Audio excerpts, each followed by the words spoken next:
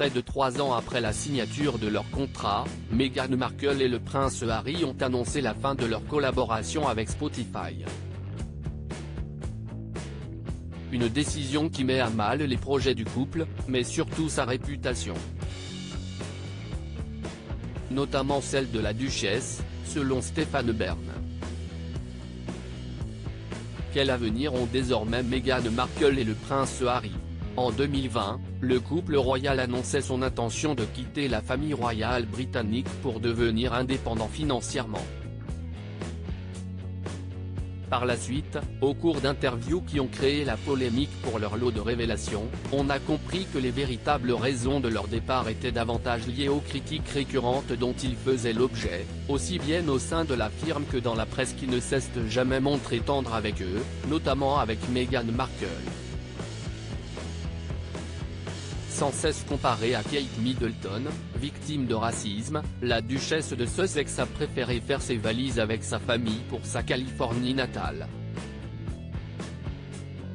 Mais depuis quelques mois, ses projets ne se déroulaient pas comme elle l'avait prévu.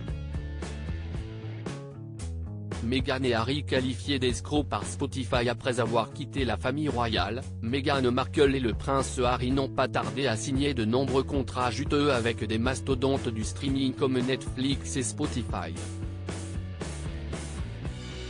Après avoir fait vivre un cauchemar présumé au premier, ils ont annoncé récemment avoir mis fin à leur collaboration avec le second.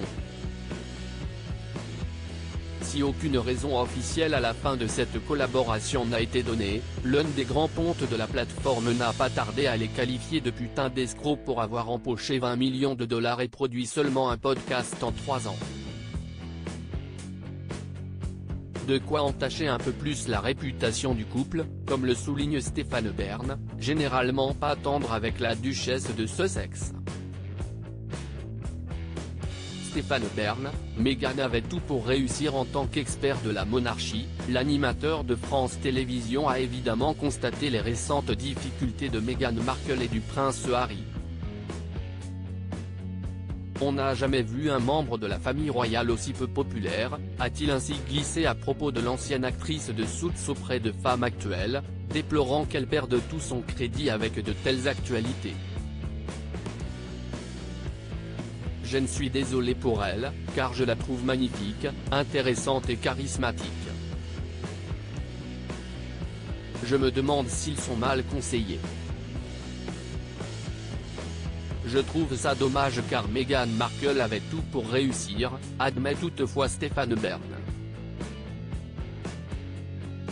Heureusement pour la duchesse, si les rumeurs sont vraies, elle pourrait rapidement rebondir en devenant l'égérie de la maison de haute couture Dior, dont une certaine Lady Diana était l'une des clientes les plus célèbres, au point de lui inspirer le nom Lady Dior pour l'un de ses célèbres sacs à main.